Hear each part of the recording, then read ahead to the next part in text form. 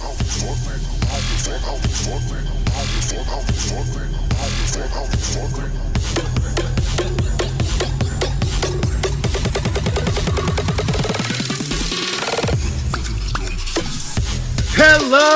and welcome in. I'm Pat Bradley here alongside my co-host Carl Mann and Tommy Sullivan, and this is the Three-Man Rush Podcast, a casual NFL gambling podcast for casual NFL gamblers. In case you're new to the show, welcome. Hello, what's up? What's going on, guys? We are not professionals. Nothing we say should be considered gambling or financial advice. We're simply a bunch of passionate football fans who love to put a little bit of money on the game, a little bit of cheddar. Again, in case you're new, breaking down the format of the show, we are going to dive into every single game across the NFL schedule, and we are picking results against the spread for you, our listening audience at home, maybe watching. Shout out to YouTube. Give us a like and a subscribe down there. I don't know if that's the right angle, but we're going to go with it.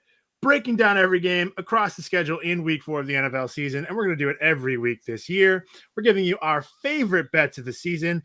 And in case you hadn't heard last week, we're not just sprinkling in a little parlay anymore.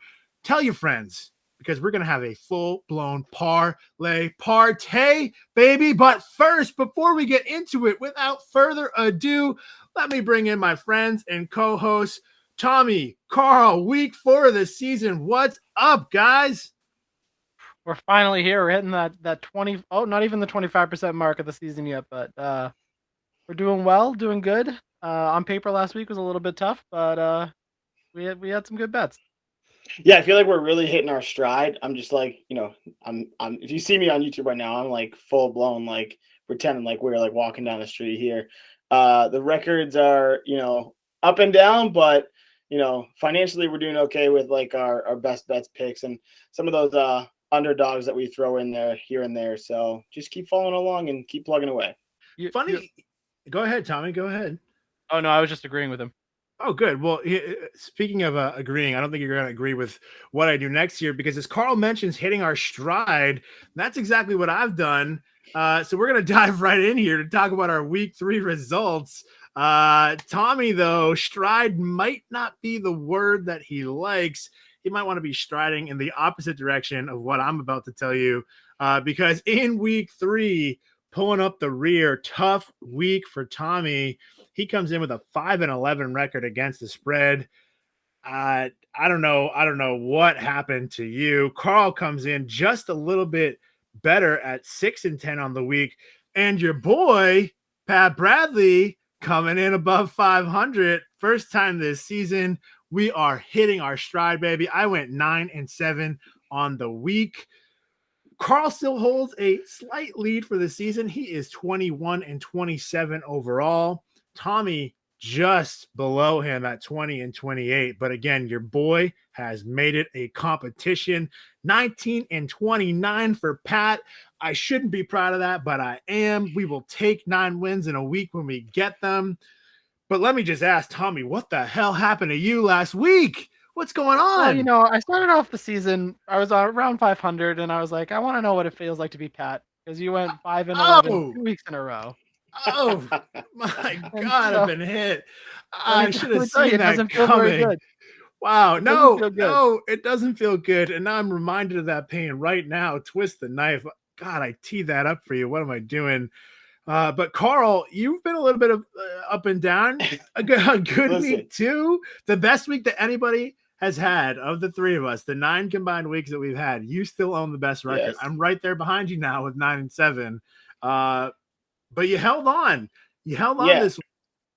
I should have an asterisk next to it because I went against myself or my strategy twice last week, and those both lost. I went with my heart instead of my info. So I should have been 8-8 on the week if I just stuck to the plan. But sometimes when you get that home field vibe going, you got to jump on it. So luckily none of that this week because I learned my lesson last week. Although if they had paid off, I probably would have been questioning everything I know in my system. So, and if we're playing coulda, shoulda, woulda, then maybe I should have just been a little bit smarter and not taken the Washington football team or the Indianapolis Colts last week, and I might be looking a little bit better. And you know what? Maybe I should have been a little bit smarter and found some better people to do a podcast with. I don't know. But regardless, we're here, the three of us.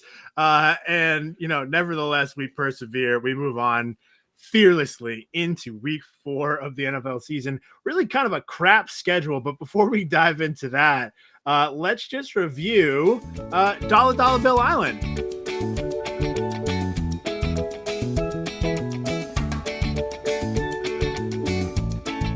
All right, we're taking a trip down here to see who gets their share of the timeshare this week. Of course, again, if you're new or you just don't remember, Dollar Bill Island is when one of us is the only person to bet on a game that week, and they happen to win. So they're just sitting there on an island with all the dollar bills, y'all, that they have won. Ironically coined by Tommy, who has not won the Dollar Bill Island segment of the week since we made it a thing. Really just tough start for you, Tommy. I don't know what happened, but Carl's laughing hysterically at you, which is great because he's pulling up the rear this week. Because, hey, great news for me, as I will be going on a vacation quite soon, and maybe I can do it for free over on Dollar Bill Island because I had the most Dollar Bill Island wins of the week. I picked the Saints against our Patriots, the Vikings against Russell and the Seahawks, and the Falcons, the previously winless Atlanta Falcons.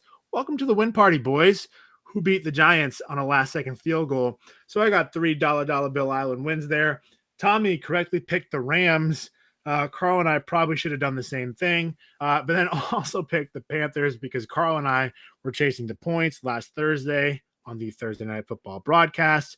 But Carl, you called it. You liked the Dolphins against the Raiders, and they barely covered. It took a wild end of overtime finish for the Raiders to not cover, but they kicked a field goal to go to 3-0. At least you got one.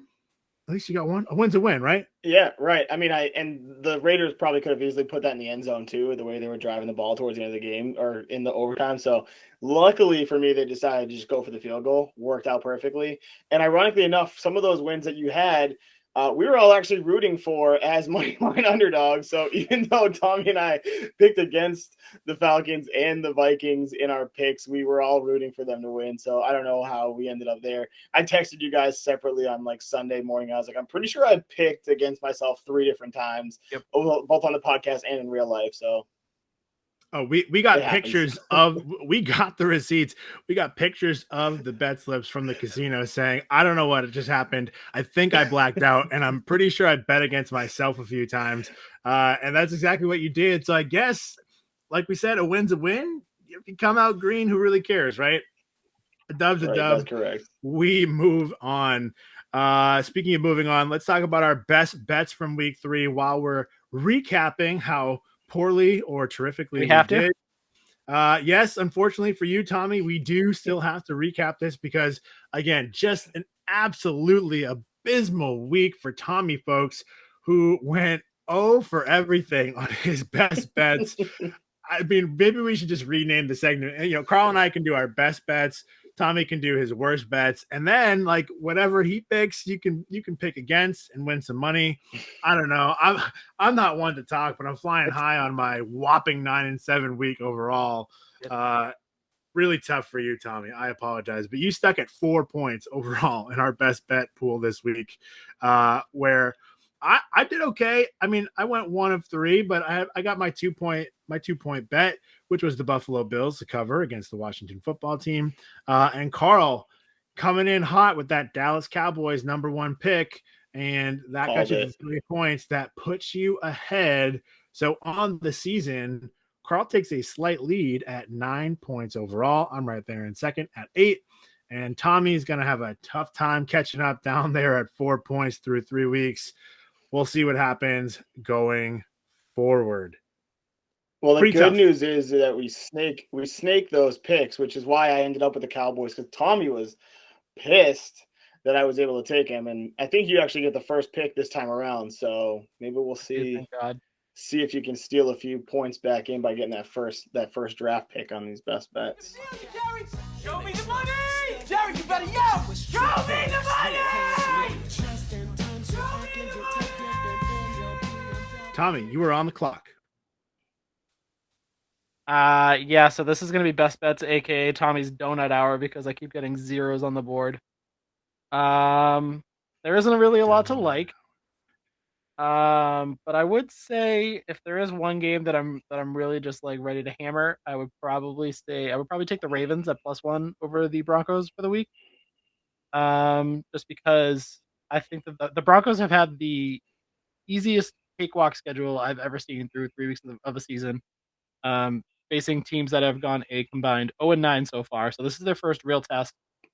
The Ravens, even though they won, they did need a miracle field goal against a inferior opponent, but they've had like a little bit of a yin and yang season, so I feel like this is a good little bounce back spot. And if it's only 1 point, especially if I get a point, then that's a solid bet in my opinion.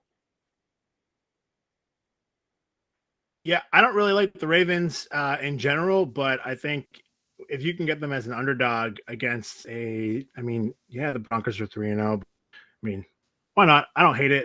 All right, with the second pick, I think I'm just gonna keep it simple here and take the Los Rams, who, for my money, probably the best team in football so far through 3 weeks. We're gonna talk about it later, but I do like what I saw out of them.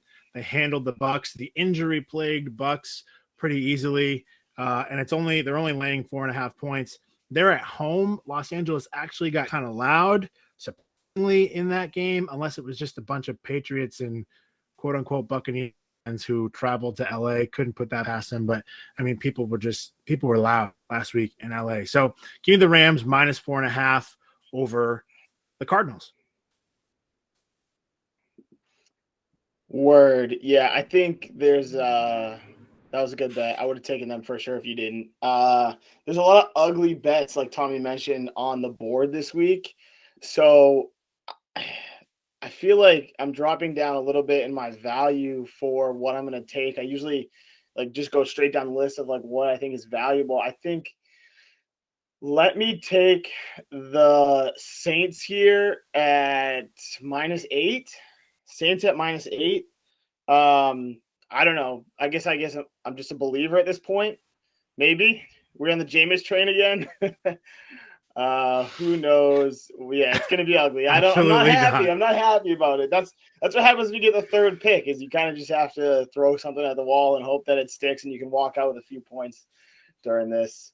So I'll take the Saints with that, and going against the household team here, not for myself but for my girlfriend. Let me get the Packers -6.5. -6.5. Little nervous about Aaron Rodgers. Maybe be able to play a complete game and, run up the score a little bit and cover that spread for me. Too high spreads, don't usually like it, but we'll see how it goes. Definitely a high spread. And, I guess we don't quite know what to expect from the Packers this week, but I do feel played a relatively complete game. We can maybe some questions on the defense to let the 49ers back in there. But a nice game on Sunday Night Football if you stayed up. Pretty entertaining. With my second round pick, again, just really not a great schedule here, and I am not feeling great about some potential backdoor covers. But you know what? Give me the Tennessee Titans -8. They're going to New York to play the Jets, who really not only could be, they might not, the Jets might be just the worst team in football this year. They might be the worst team in football in the last 5 years. They have to get better eventually, but it's not going to be this week. So give me the Titans -8. You called it, Carl, a huge number that we don't love, but always backdoor cover potential. But the Jets are so bad. So give me the Titans. I will bet against the Jets until they prove me wrong. Tomas, over to you. Oh, and then we get to go. Oh boy, we have to go back to me for 2 in a row after I struggled to make one pick with the entire board as an option. Oh boy. You know what? I think that we're gonna start this off with. I think I'm gonna actually bet on Tom Brady because why bet against him? -7, even though it's on the road. This is the revenge game of all revenge games. It's arguably the game of the year, even though it's a very good team versus a not so very good team. So far. But yeah, so I think that this has blow up potential, so I will take the Bucks as my second round pick. And I guess for my last round, see this. I feel like this is gonna set me up. We'll look back at this audio, but this is gonna set me up to look really bad because the Chargers are the perfect team to like. This is a trap game after coming off a big win in Kansas City, but I'm gonna take the Chargers here. And even though, even like I said, good win against the Chiefs, bad win for the Raiders against the Dolphins. So this is a perfect trap game, but I'm gonna fall into that trap and take the Chargers with my last pick. I would disagree with that. We Yeah, can talk about it later when we talk about all the games, that's fair. but that's the only pick so far that I haven't agreed with of this segment so far. So, Pat, let's see what you got for your last pick. So this is dangerous, and I might regret it, but I like the Cleveland Browns a lot. I like the Vikings too. I think we made that pretty obvious when I got borderline sexual with Kirk Cousins last week. But so at home, Vikings getting 2.5 points. I don't hate it. They are an explosive offensive team, but I like Cleveland. I think Cleveland's pretty complete. They're not even favored to win their division right now, which is crazy to me. I think they're better than anybody else by a mile in that division. We're going to talk about that a little bit later as well, but only laying 2.5 points. I'll take it. Give me the Browns on the road, -2.5. I'm only risking a point, so I'm okay with that. Totally agree. I like that assessment. I see a little bit of value in that too. My pick may surprise people, maybe just because of last week. And it's actually, they played the team that you were just referencing. I'm going to take the Chicago Bears. Chicago Bears at home versus the Lions, low spread. Lions are very bad. In my opinion, they're very bad according to my standings. If the O-line for Chicago can just block a little bit and let some plays develop. How many yards passing did Justin Fields have? Like 68 or something? And not, when you take not 100. when you take away the sack yards that he lost, it really I'm not even sure if he wound up as a net positive there either. I know that takes away from the rushing total, but still not great. So I don't know. I just feel like this will be a good opportunity for them to, get back on track against the lowly Detroit Lions that don't even, I don't think they have a kicker on their roster at this point. So who knows what they're going to do with the rest of the season. I think they're trying to go 0-17 to set a record again. They're trying to beat their old record. Now that there's an extra game, like there's an additional chance. There's an additional chance for someone to break their record. So they're just like, we need to claim it back again, add that extra game on to make sure that no one else can ever touch it. They're gluttons for heartbreak. Yeah. So. All right, just to recap, in our first round, Tommy takes the Ravens, who are getting a point. I took the LA Rams, who are laying 4.5, and Carl likes the New Orleans Saints. Big number there. They're laying 8, but he's taking them anyway. Going right back around to Carl. And again, we're sticking with the big numbers here for the next couple of points. The Packers -6.5. I'm taking the Titans -8 against the lowly New York Jets. Tommy thinks Tom Brady and the Bucks in that homecoming, laying 7 points. They're going to cover that easily. Going right back around, he also likes the LA Chargers, who are only laying 3.5 points to cover against the Raiders. I like the Cleveland Browns going to Minnesota, only laying 2.5. And Carl likes the Bears. The Bears. Show me the money! Jerry, you better yell! Show me the money! All right, moving on. This is a new segment this week. We're going to call it R&R. So I told you last week, we all told you last week, that we were going to learn something from our top slate of games. After the game of the week, we called it the We're Going to Learn Something games. I think we did exactly that. So, boys, I want to play a game with you here. We're going to call it R&R. I'm going to present a case for a few teams around the league, and you tell me if we, like Aaron Rodgers, should RELAX, relax, or if we should react, as in we are overreacting, we are panicking, we are worried. Relax or react. I want to know, fact or fiction, what do we think? And we're going to kick it off right away with the defending AFC champion Kansas City Chiefs, who I'm going to tell you are in big trouble. Okay, let's make the case. The defense is really bad. That's it. That's the end. No, I'm kidding. The defense is bad. They're completely undisciplined. I mean, just the penalties that they are accumulating and the hindrance that it's having on them. We've seen this before from the Chiefs, but it feels like it's worse than it's ever been. So that's really bad in and of itself. The defense, the discipline, terrible. On top of that, number one wide receiver Tyreek Hill may have gotten hurt a little bit this week in that loss. They're currently dead last, not tied, dead last in the AFC West. I understand that we're 3 weeks in, but if I had told you that 3 teams from the AFC West were going to make the playoffs this year, and as of today, right now, one of them isn't the Chiefs. I mean, I don't even know what kind of odds you would have given me on that, but none of us would have taken it. We would not have believed it. And then Andy Reid went to the hospital last week. Hope he's okay. Hope you're all right, Andy. I know you're an avid listener, friend of the pod. But it's never a good thing when your head coach has to go to the hospital after a loss. I mean, that's how bad they were playing, the poor guy. And oh, by the way, just in case, in case we were worried about the Chiefs, which I am personally, they went out and they got Josh Gordon, who, Carl, what's that guy good for every year? What does that contract look like? I read that his contract is for 4 touchdowns and 450 yards, and then he's back on the suspension list. So back into the. It seems like what happens every time he signs with a team. He's good for 2 or 3 games, and then they just something happens and he's back off the team. Whether it's mental health, which that sucks, or just back on the drugs again. So who knows? We wish you well, Josh Gordon, but I don't know that it's a great omen that the Chiefs feel like they need to sign him off the street. So with all of that, somebody tell me, should I relax or do we need to react to this? The Chiefs are in trouble. As far as the spectrum of relax to react, I would probably lean towards relax right now. I did start before week 1. I did say that the Chiefs have played a lot of football the last 2-3 years. I think probably the most in the NFL if just as an educated guess. So that is like the reason to react, in my opinion. But at the same time, you still have Patrick Mahomes, the quarterback-driven league. As long as he's out there, you have a better chance than most.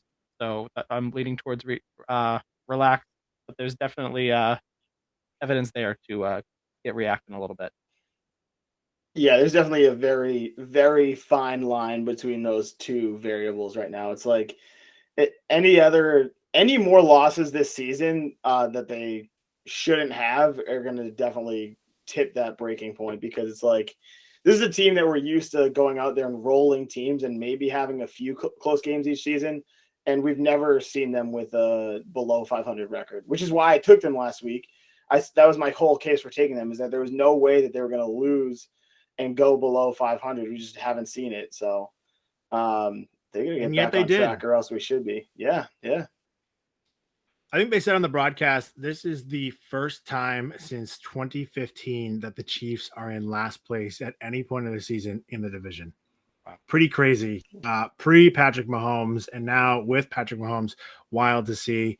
I'm not ready to relax. They have work to do. We'll leave it at that. All right, moving on. The Tampa Bay Buccaneers are in big trouble, and nobody's going to realize it this week because they're going to march into New England. Tom Brady is going to set the all-time NFL passing record.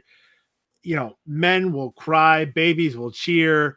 I don't know what else is going to happen, but the Bucs are going to win by about 50, give or take. But let me tell you, I think the Tampa Bay Buccaneers are in trouble. Here's why. That defense looks atrocious. We've been talking about it every week since the opening night, barely by the skin of their teeth win over the Dallas Cowboys. But the defense looks bad. They also have a lot of injuries. Okay. So we'll give them that. Maybe that's a good reason to relax. So let's just run through some of the bigger names here. Going into our game of the week last week against the Rams, which we all felt like is an NFC Championship preview. And I actually do believe that it still might be. So spoiler alert.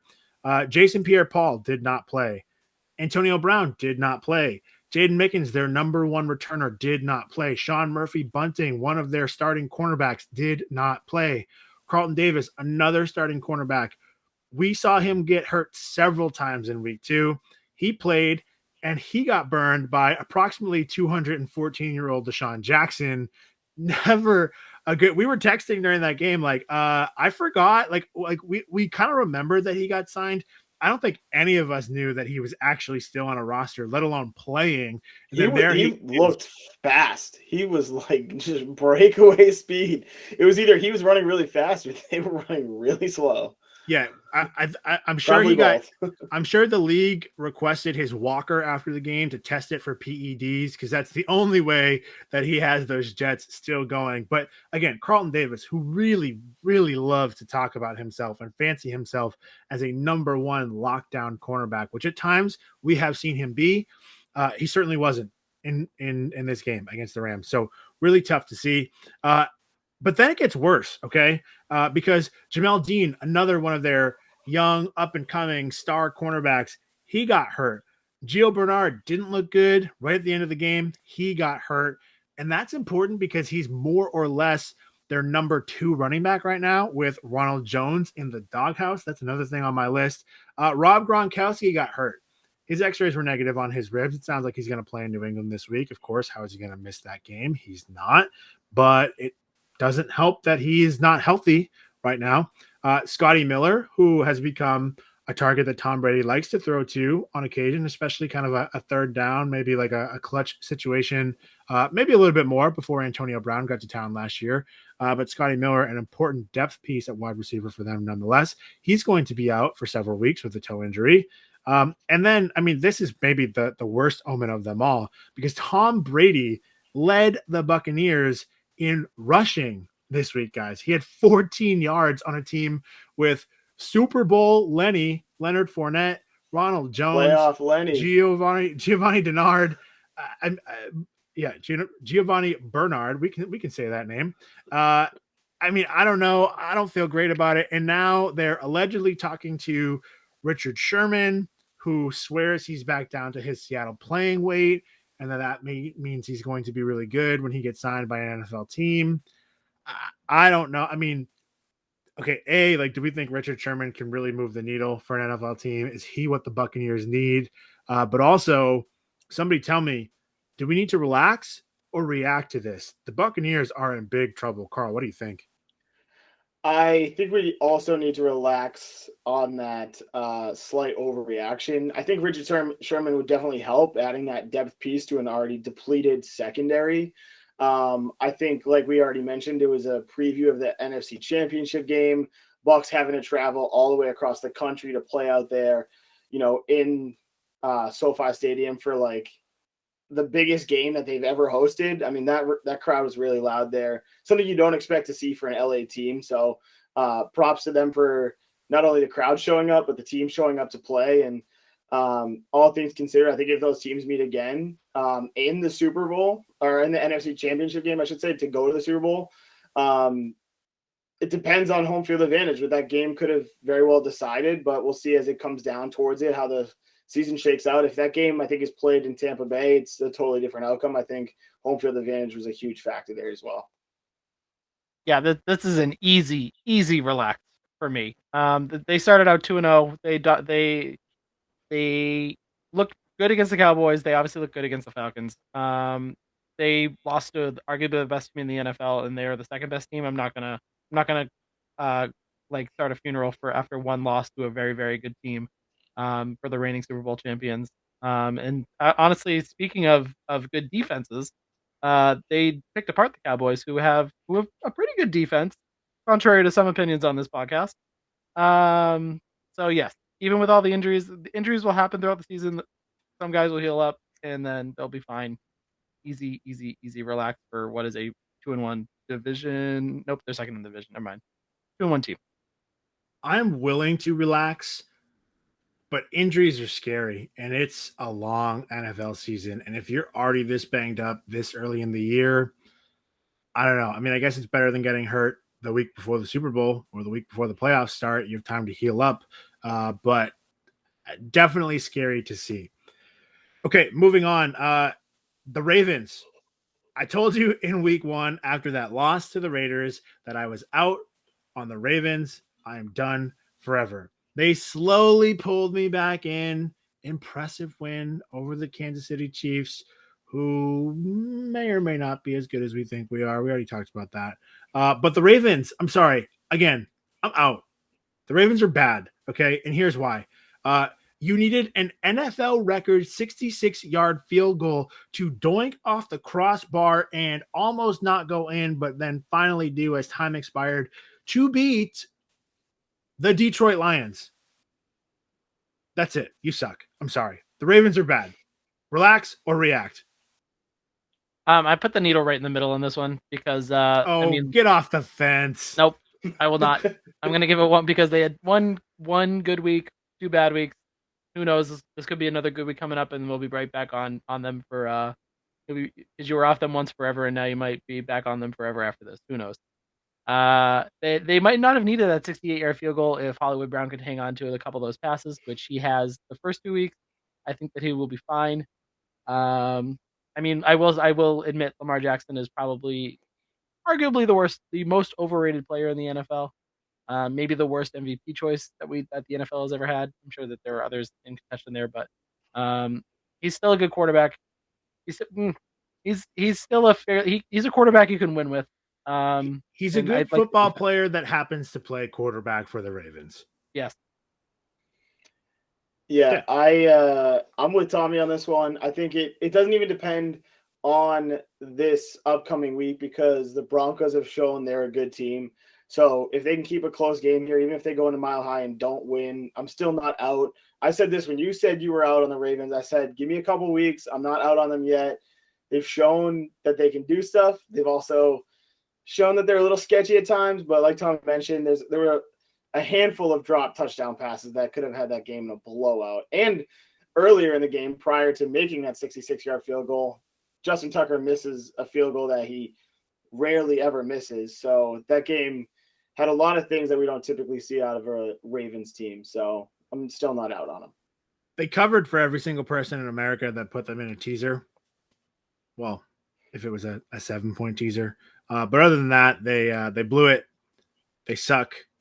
Seriously, if they lose to the Denver Broncos, who might be the biggest fraud 3-0 team that we have ever seen in the NFL. Other than the Oakland or the Vegas Raiders. Other than our Vegas Raiders. Shots fired at the Raiders. We're going to talk about them pretty soon.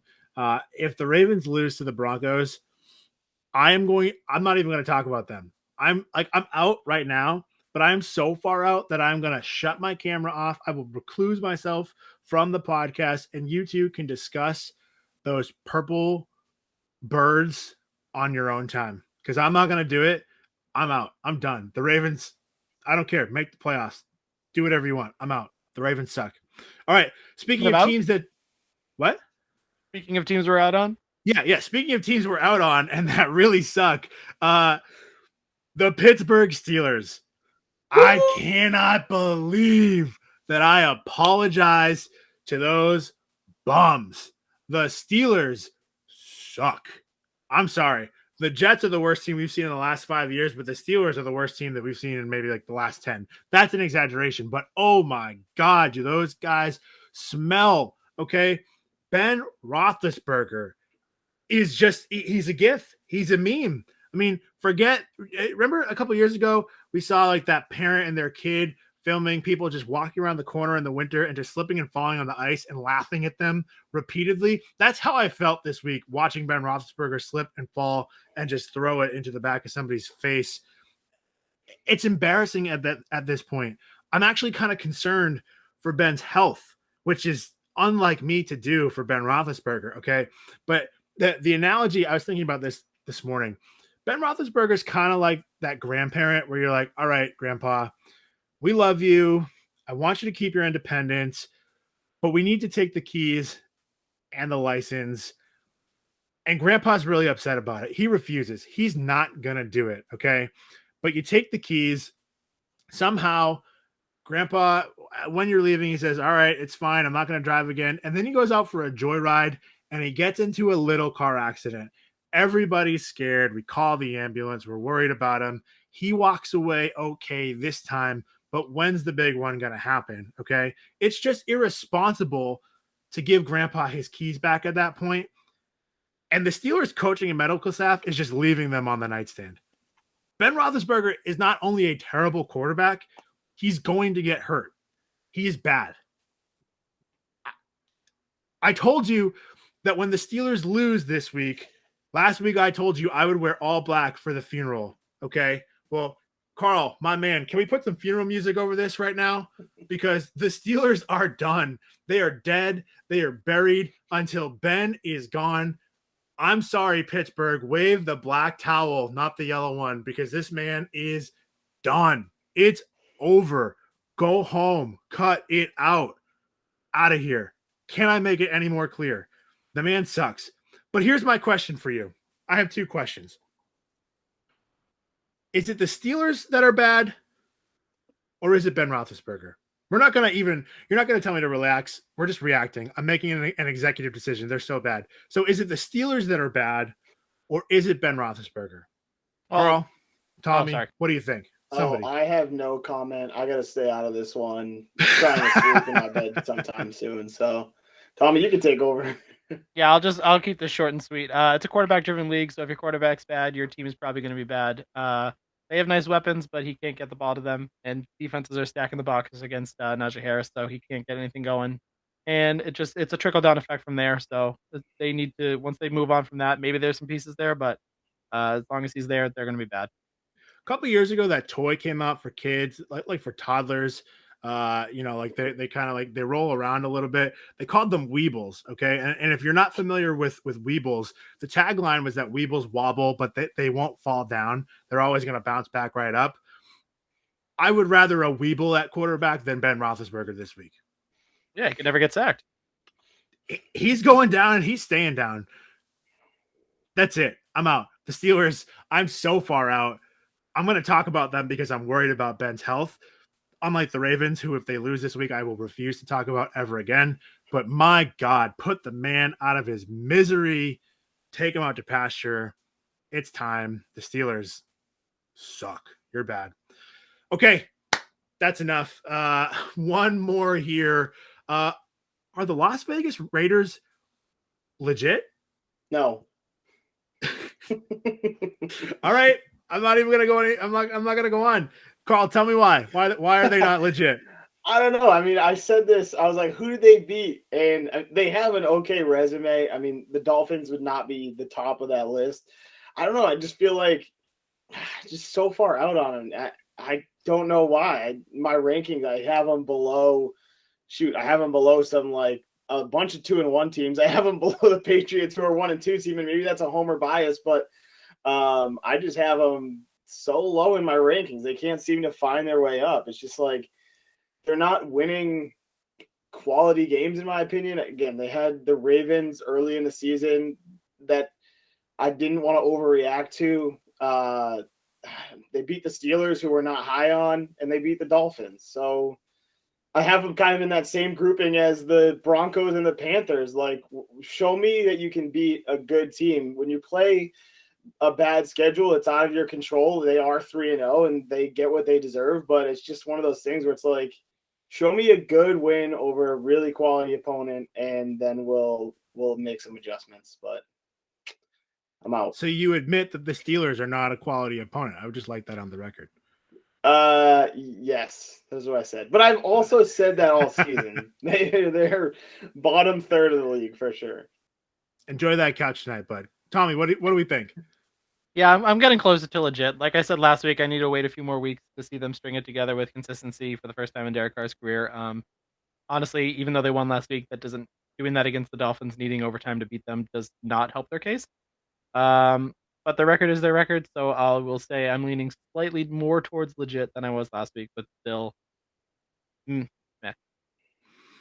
So this is hypocritical of me because I just told you I'm all the way out on the Ravens. I literally held a funeral, kind of a mean one, for Ben Roethlisberger, and I've been telling you all season that the Dolphins are not as good as we think they are.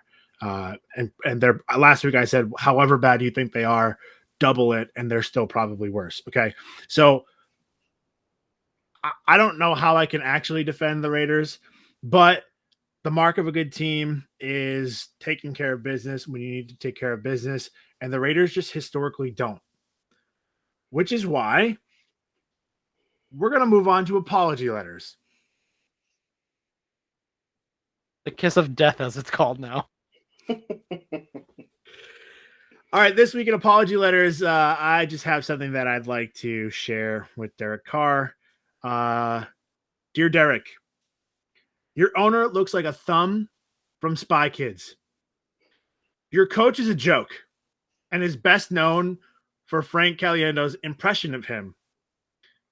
And I'd really like to know who wears more guyliner, you or Billy Joe Armstrong from Green Day. Yet despite all of these questions, you're leading the NFL in passing yards, and you're tied for first in your division with a 3-0 record. So Derek Carr, I'm sorry. Best wishes, warmest regards, Pat.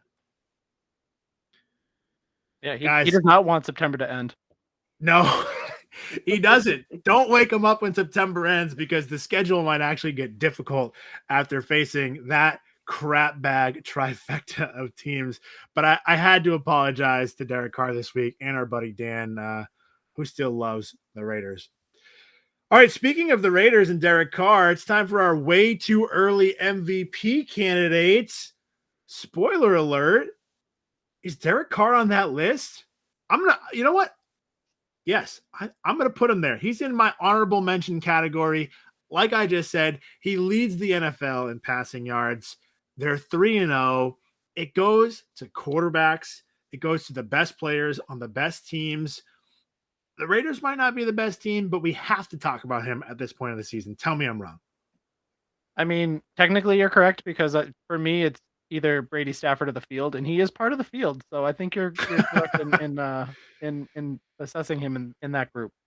Does the field include Justin Fields, or does the plural make that he just can't qualify? He is definitely not going to qualify. Okay, all right.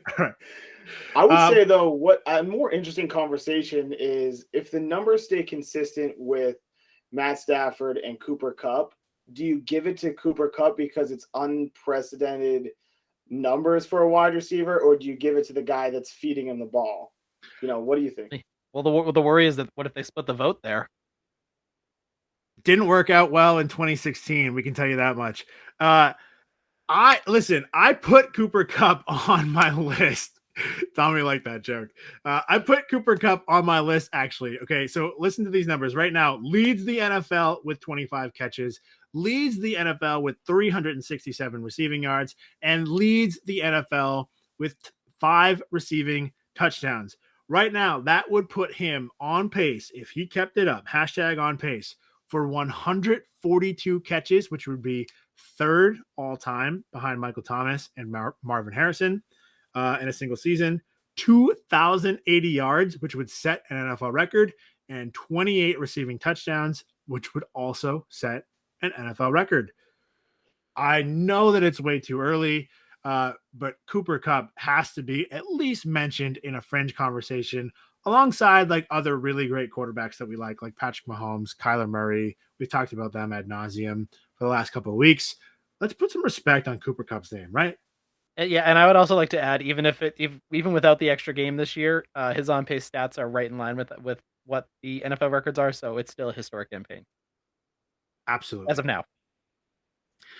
I think the real MVP candidates, though, as we mentioned at the top here, it's Tom Brady versus Matt Stafford. And listen, if we're going to go week to week and we're going to do this, which we are, Stafford takes the lead. He outdueled Brady. We said what we said about that defense, but it doesn't matter. Numbers are numbers, and wins are wins. And the Rams are 3-0 and the Bucs are not. Stafford put up 4 touchdowns in that game. Brady did not. So I think Stafford takes a slight edge. Brady maybe gets an extra boost. I mean, again, seriously, he needs 9 touchdowns to hit 600 all time, and he really might just set a single game record against New England this week and do it. He also only needs 68 yards to pass Drew Brees on the all-time passing yards list. I saw somebody, actually probably several people, make the joke on Twitter that first play of the game, he's throwing a 69-yard touchdown to Rob Gronkowski and Gillette. Silence the crowd. Just really enjoy that. I mean, if that happens, probably the greatest moment of my life because I haven't gotten married yet, which happens in about 2 weeks. And I mean, I don't know. Brady, there's history. If he sets records and keeps going at the pace that he did for the first few weeks of the year, yeah, I think Brady's going to get it. But right now, a slight edge to Matt Stafford. Do we agree? Yep. Yeah, I just looked up the odds for courtesy MVP. of our friends at DraftKings. Yeah, it looks Sponsor like us. sponsor us. It looks like Kyler Murray is like sneaking up the boards, and he's at second at plus 700. I'm sorry. It depends on where you look, but him and Brady are like tied for the top, and it's weird because Matt Stafford is slightly below that. So, And he has know, been. Kyler Murray is still atop the MVP race, and I know we didn't really touch on him this week. We talked about him like in previous weeks, but I don't know. I guess he's still hanging around up there. So It's fine. Yeah, not his greatest week, but they got to win, so you can't count him out there. And if he keeps it up, he's definitely going to be in the conversation. I think he probably winds up top 3 or 4 if he keeps it up. But best player on the best team right now, that's got to be Stafford or Brady. So if you can get those odds early, if you like Stafford more than Brady, now's the time to bet him, because if he keeps it up, those numbers are only going to get worse for you. The odds are only going to get worse. what about the team up here, the Buffalo Bills and Josh Allen having, I mean, not a great opponent this week, but I mean he's lighting it up here too. So just another quarterback. It's way too early, but there's definitely a lot of top quarterbacks in the league showing that they deserve to be the MVP right about now. Definitely could be a value pick, right? After a slow start in week 1 to the lowly Steelers. Oh, God, don't make me talk about them anymore. Josh Allen has looked good. We were concerned about the accuracy. He seems to have put that to rest. 2 blowout wins back-to-back, taking care of business up there in Buffalo. So it's a good point. Could be a value pick if you like him. All right, I'm pausing here for a split second because I need to clear my throat. All right, we're at 50 minutes. 50. We can fly through these in 30, 35. Yeah, we Maybe should just 40. run through the bets here. Let's Cool. do it. First game is Bucks Pats, right? Mm-hmm. Okay.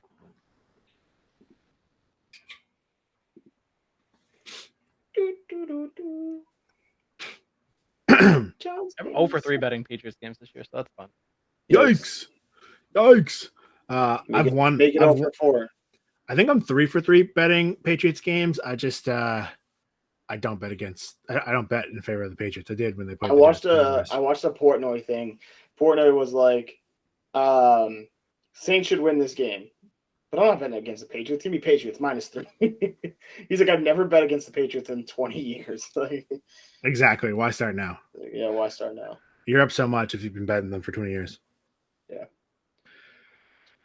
All right. Speaking of Tom Brady, the game of the week for us, to quote Boston radio personality Adam Jones, in what many are calling the game of the year, and if you like blowouts, you're probably right, the Buccaneers are coming into Gillette Stadium in Tom Brady's return.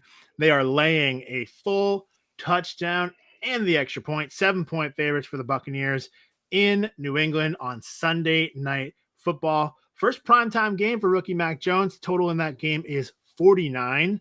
Carl, why don't you lead it off for us?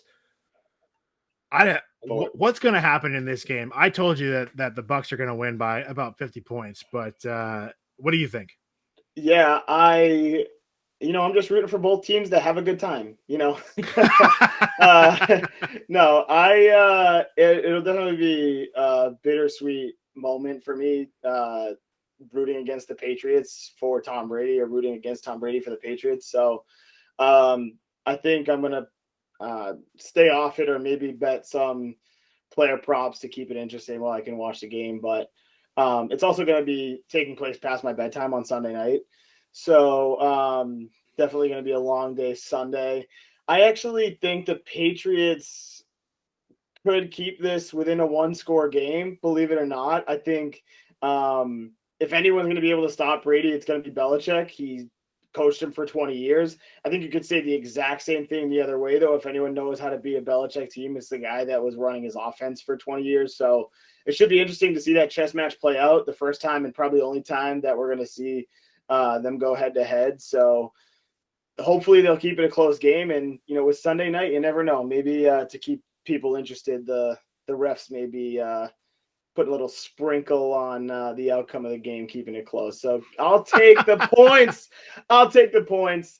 Give me the +7 New England Patriots. Let's go. Let it ride. Wow. Nope. I mean, yeah, there's a world where that can happen. Tommy, is it this one? No, it's not. I think that there's actually a good case to be made that the in-game pause that there is to celebrate Tom Brady passing Drew Brees might last longer than the amount of time that the Patriots are competitively in this game. Ooh, I think that Nice. there's no athlete that has ever turned motivation into like game advantage than Tom Brady. And this is, like I said earlier in the pod, this is the ultimate revenge game narrative. And I think that this is going to be like a 13-3 blowout kind of win. So I'm taking the Bucs even with the -7 point spread. What do you think, Pat? the Patriots suck. I'm going to tell you that right now. I put money in January and again in April and again in July and again in September for the Patriots to go over 10 wins. There was a long shot bet from our buddies at DraftKings that they make the AFC Championship game and a return to glory. It is not happening. They blow, okay? Their offensive line is bad, and it's not just Trent Brown. Yes, they have a problem at right tackle. Yes, that it's causing ripple effects across the offensive line, but it doesn't matter. The offensive game plan is horrendous. Josh McDaniels, if you didn't know it, is being exposed with every passing play of the week. Every toss play that they run 15 yards to get 2 positive net yards. Toss, Stupid as that. draw, screen. That's the entire playbook. That's all it is. He's terrible. The star tight end signings. Hunter Henry, paging Hunter Henry. Did you show up? I shouldn't say that. He's got something like 13 targets, and I think he's caught 10 of them. But when you're making that much money, I want to see more out of you. Okay. And I don't know if Hunter Henry's bad. I don't know if Mac Jones is bad. I don't know if Josh McDaniels is bad. Maybe they just all suck. Okay. But you need to get the star players the ball. That's what you brought them in here for. He's not contributing. Jonnu Smith is getting targets. He's been a favorite for a couple of weeks, but he has bricks for hands. Okay. Absolute bricks. Tommy's like putting his hands together here on the other screen, like he's handcuffed. All right. And after the ball bounced off of his hands for that second or the first pick six, the second interception of the game for Mac Jones, I would agree with it.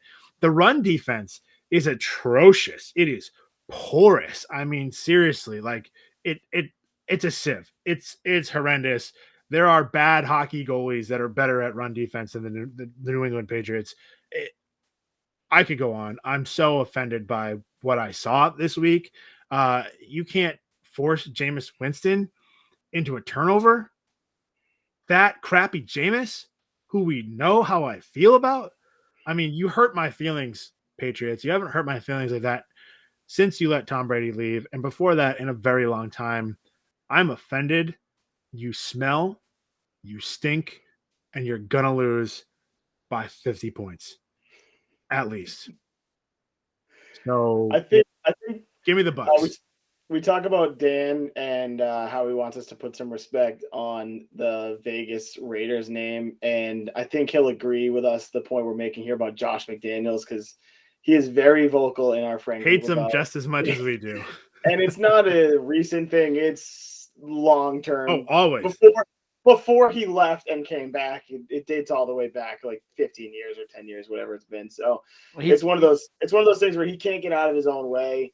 And whether you argue Brady made Belichick or Belichick made Brady, it's very clear that they both collectively made Josh McDaniels, because it is proven that he is the downfall of this offense week in and week out. He's right behind Adam Gase for most overrated coach, arguably, of all time. Tom Brady led his team in rushing yards last week with 14, and I'm kind of curious if he's going to get his first 100-yard rushing game this week, because that's just how bad the Pats' run defense was. And I get that Alvin Kamara is very, very talented, but I mean, come on. All right, we need to move on. I'm going to have a freaking aneurysm. They're so bad. I love Tom Brady. I don't even care. Bucks by a million. Go Pats. Go sports. Go sports. You're on Nala Bill Island right now, not Dalla Bill Island. Yes, I am. All right, moving on. Yes, he is. Before we all have an aneurysm, really, really crappy schedule this week. I mean, NFL and the teams that play for the NFL. Like, what are we doing? Can we be a little bit more entertaining? So we broke this down into studs and duds for you, pretty evenly split out. But I think we'd all agree, even the stud games are not very steady this week. So we're just going to start. The undefeated Carolina Panthers are traveling to Dallas to take on the Cowboys, who just had an impressive victory on Monday Night Football during the Manning cast. The Cowboys are laying 4.5 points. Total in that game is 50.5. We done boys. They came through for us in the best bets this week. We all took them.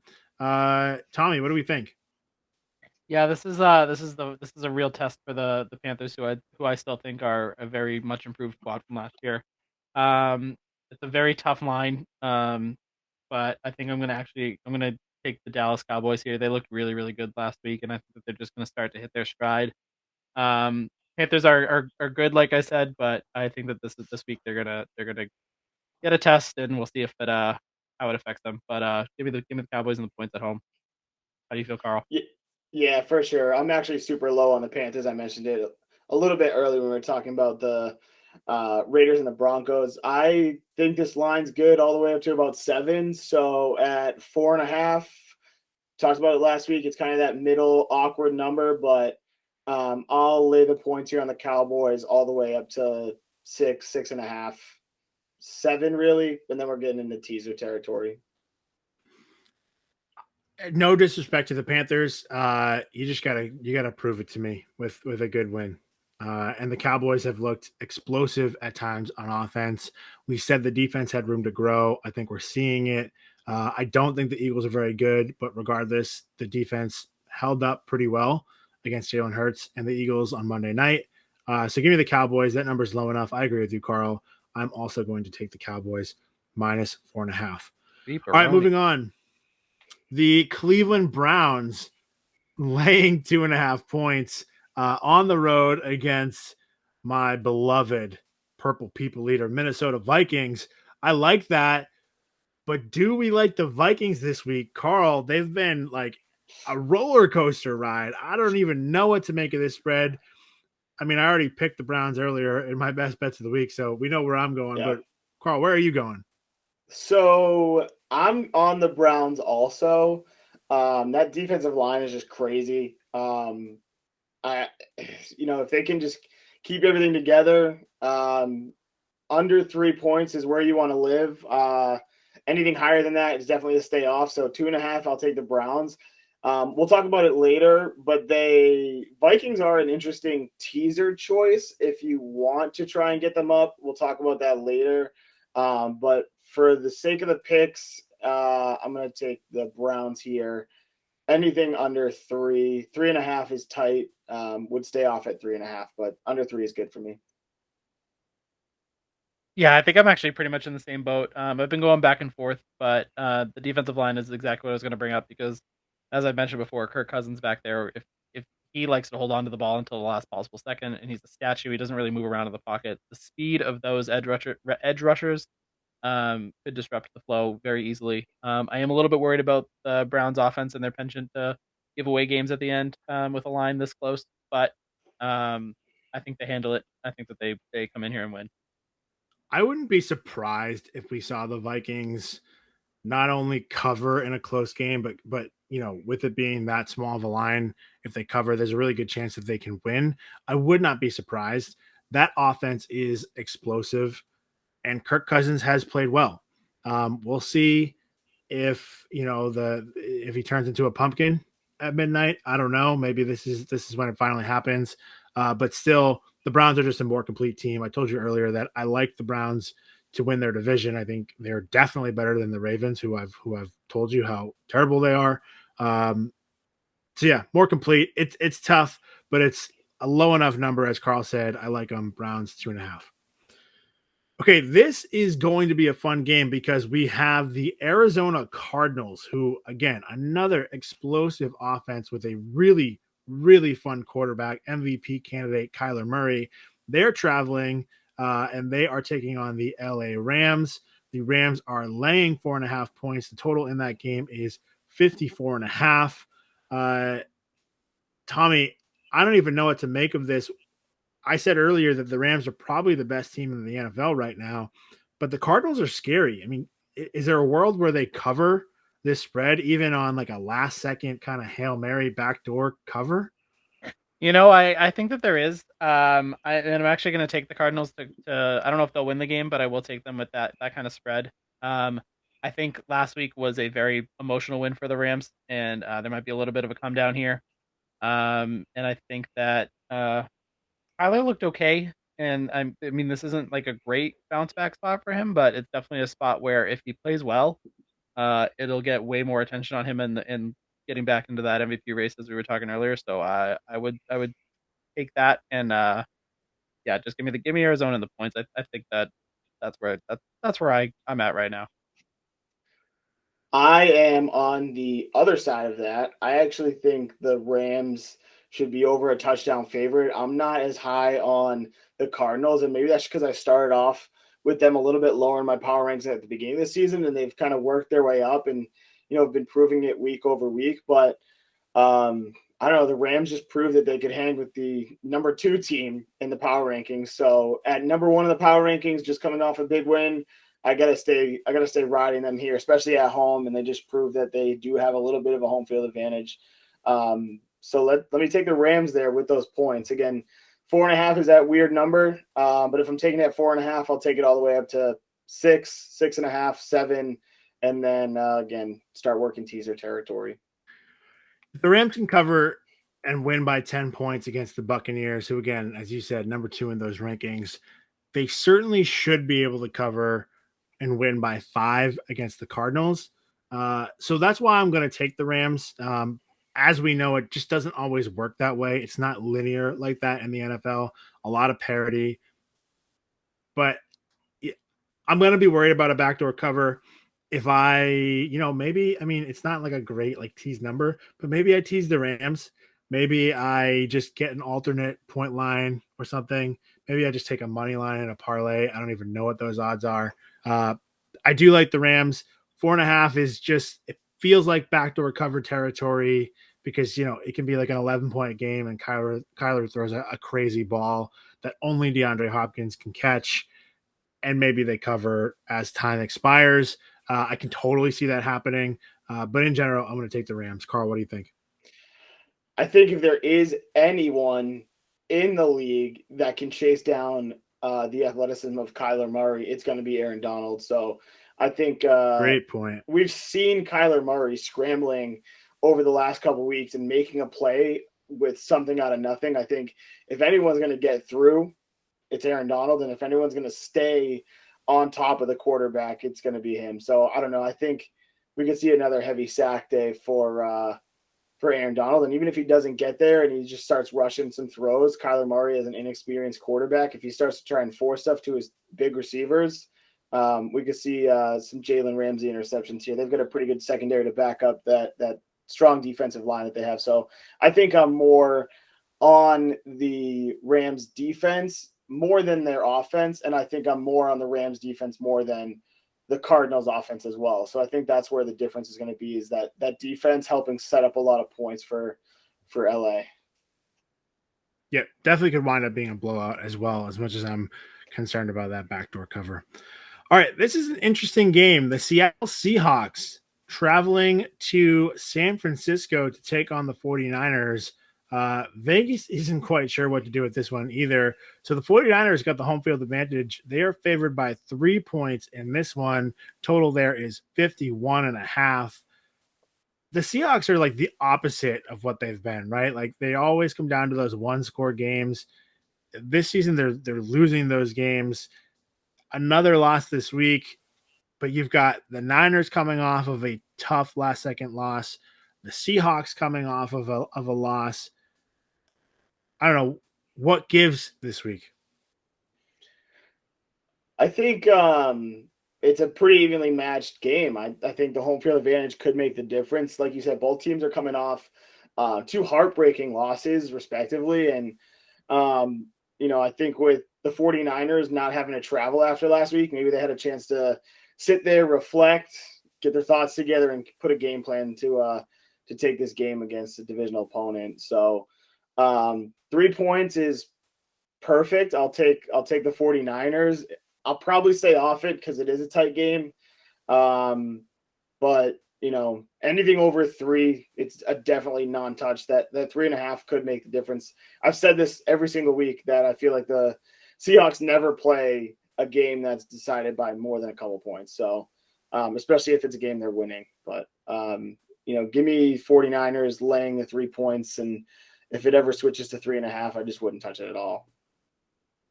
Yeah, I think I'm in the same boat. I would take the 49ers with the points here. We're starting to see a lot, like Brandon Ayuk is getting back into the good graces of Kyle Shanahan. So that when you combine that with Deebo Samuel, and George Kittle still hasn't broken out yet. I called the Devontae Adams touchdown. I think this time George Kittle's due for a little touchdown magic. So if you're looking for props there, I would look at him. And I just think that versus the Seahawks defense, which is just okay. I think that lends a hand to help San Francisco cover those 3 points, and especially at home, I'll take the 49ers here. I've bet against Russell Wilson a couple times this season. I haven't felt great about it at any point, but I'm going to do it again. I think the 49ers are a more complete team. Carl, you said you felt like they're evenly matched. I don't know about that. I mean, the Seahawks offense can score. They can get behind just about anybody, any secondary in the NFL, but can they stop anybody? And, the Niners are not some wildly explosive offense, but they're good. I think they're solid. I like the way that they've been mixing in Trey Lance at the goal line, sometimes even not at the goal line, just to kind of see if you can trick a defense and get them out of position. Yes, they're struggling at running back, but in general, I think they're more complete thus far. We'll see if it holds up, but at home, only 3 points. Give me the Niners. I'll take that. All right, moving on. The Las Vegas Raiders get a divisional matchup. We thought they were going to have difficult matchups earlier this year, but based on what we've seen, this really might be the toughest competition of the season as they face the LA Chargers, who are also at home. Which can happen. The Rams and Chargers can share a stadium and both play home games because the Chargers are on Monday Night Football. So this one should be pretty entertaining. The total there, 53 points. Chargers laying 3.5 points. How do we like about the beloved Las Vegas Raiders? What do we like about them? Do we like them? We've talked about this a little bit. But Tommy, where are we going? Yeah, I was gonna say I picked the Chargers in my best bets, so I have to stick with it. I'm not really confident on it, and in fact, pretty much as I was saying it, I was starting to regret it. If you listened at the beginning, I honestly probably made a better case for the Raiders to cover, but I'm gonna stick with my instinct and say the Chargers will win this. I really liked what they showed last week in Kansas City, and so I think they'll keep that rolling at home. Yeah, this is a tough matchup for me. I think with the Raiders being on the road, it does make it a tougher decision here. I think, God, I don't know. I think I was going to be on the Raiders earlier. I think with the Chargers being at home, I think I just have to give them a slight edge. So Chargers coming off a big win. I think I'll ride with the Chargers here on this one. But it's going to be close. It's probably a stay off betting wise game, but for the picks, let me get the Chargers. I still feel like the Raiders. Dan's rolling his eyes right now. The Raiders still have something to prove. They do. I apologize to Derek Carr earlier. I'm going back and forth. I am totally on the fence. No result is going to surprise me. I do think the Raiders could be legit, but they need to beat somebody better than the Ravens, who I'm out on, the Steelers, who I am all the way the hell out on, and the Miami Dolphins, who are terrible. So I don't feel comfortable with it. Like, I don't like it. This is a stay away game for me. I'm not going to bet it in real life, but I'm going to take the Chargers. 3.5. I don't like that little hook. I would like it to be lower. I think it's a fairly even matchup. And I think it's going to come down to penalties. Who plays the most disciplined game? Because right now, if it's only based on that, I should take the Raiders because they have been better than the Chargers, who that's probably their biggest hurdle right now, right? But Justin Herbert gets better by the week. The offense looks great. The defense is pretty good. Give me the Chargers. What do we got? What's the spread? 3.5? 3.5. 3.5. Oh, I want to change my pick. Whoa, we've never had this before. I said I wasn't going to go against my numbers, and I think 3.5 is just... Tommy's so offended right now. Tommy. Pick late I is know. a pick I'm play. sorry. I'm sorry. I'm sorry. The 3.5, I think that hook is just going to be too much. There's not a lot of value on either side. And, after taking a second to, I don't know. I was looking at it. I was like, just go with the home team. It's so close. It's basically in my numbers, it's basically a toss up, but that happened to me twice last week. I went against the numbers, even though it was a slight edge to one side. So let me get the Raiders. I'm going to take the points. Switch my pick. I have to commend you with the weather getting colder. You're still wearing flip flops, so good for you. I don't blame you. The longer we talk about this game, the longer, the more times I could flip or flop myself. I'll just stick with the Chargers, but I feel like there's a really good chance that we're going to be talking about this early in the pod next week and just saying how much I regret it. And I should have seen it coming because the Raiders are better than we think. We'll find out. And you know what? If they win, we'll find a way to say that the Chargers aren't a good team as well, because that's what we do on this podcast. We just dump on the Raiders, even though we don't hate them like the Steelers. Actually, I'm more confident in the Chargers now because you wrote your apology letter to Derek Carr, and that has not worked out so far. It has not worked out for me one bit. That's a good point. All right, this is a weird one. We mentioned this spread earlier. The Baltimore Ravens are heading to Denver, to Mile High Stadium, to take on the Broncos, and the Broncos are favored by a point. Looks like defense is going to be the name of the game here, according to Vegas. Total of 44.5 points. Is Vegas out? Not the Raiders, like the books. Are they out on the Ravens like I am? I mean, the Broncos are a fraud 3-0. What's going on with this spread? I mean, I don't know what to make of it. Somebody doesn't like somebody. Somebody doesn't like either of these teams. So it's basically a pick 'em. Carl, what side of that pick 'em are you taking? I am on the side of the Ravens. I'm low on the Broncos. They haven't shown anything. They've shown less than what the Raiders have. They've shown a lot less than what the Raiders have. So I'm going to take the 1 point. I'll probably, if I was going to bet it, just not even take that point. If they lost by a point and I would have pushed, I'd be upset. But I would rather just take the plus 100 or plus 110, whatever the odds end up being. Hope that they pull it out straight up money line. I don't think that most games don't end within a point. I guess I shouldn't say that without actual facts, but in my mind, that 1 point is not going to make the difference of the game. I'm going to root for them to win straight out upright, and I'm taking the Ravens in this pick. Straight out upright, which happens to be That's what right. Justin Tucker will probably hit this week when he misses a game-winning field goal. I'm taking the Broncos because I'm just so far out on the Ravens. My real advice is to take the Ravens. They can't be that bad, but I'm so angry at them and so disappointed by them that I am taking the Broncos out of spite to win by more than a point. Give me the Broncos. I'm sticking with the Ravens. They were 1-1 in the draft for me because I mean, especially at Mile High, that Justin Tucker could hit a kick from 70 yards there. So I think this is a get right game for them. And I think that Vegas is I don't know why they're so enthralled with the Broncos' 3-0 record. We've talked about it ad nauseum here. That their 3-0 record is not really that, and this is their first test. So I think the Ravens can take a point with that easily. What do you think, Carl? I will say that I have the projected spread, or like what I think it should be the outcome, as the Ravens as like 2.5 point favorites. So that's why I feel like there's a little value here in the Ravens on that side.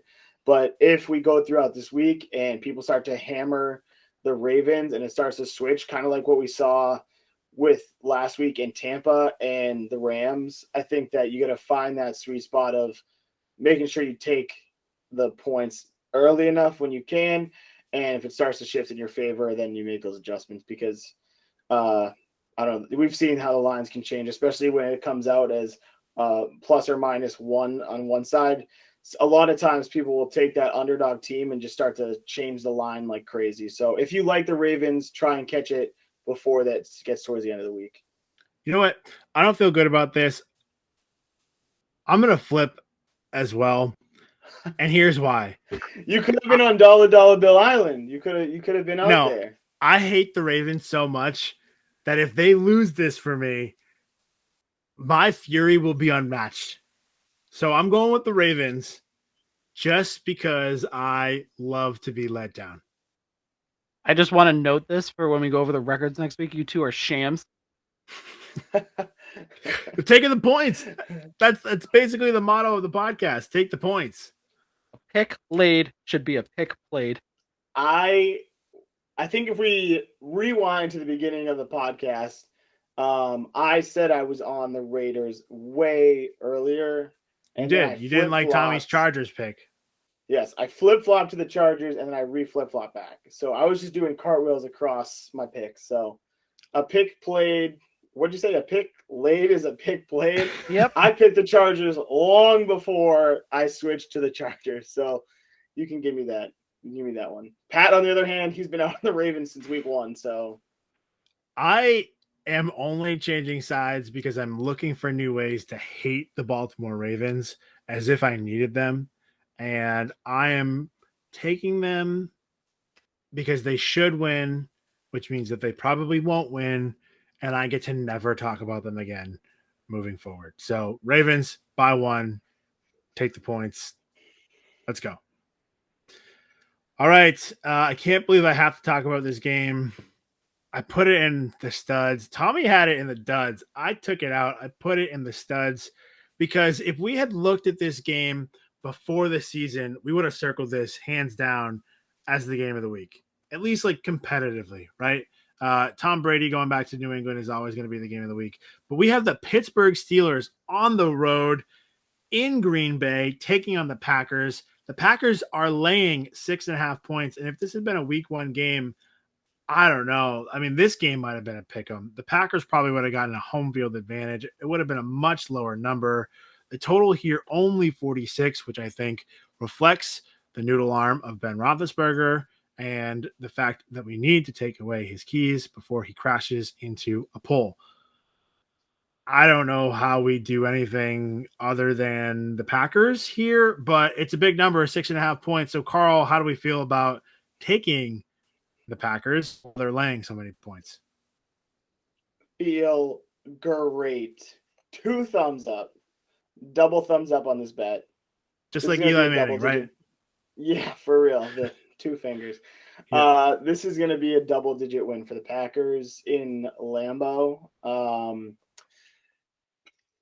digits. We already had, double digits. Take it all the way up to 10. I don't care. I love it. I love that. Yeah, I was I've gonna already say. made my bet. I might as well lay in it.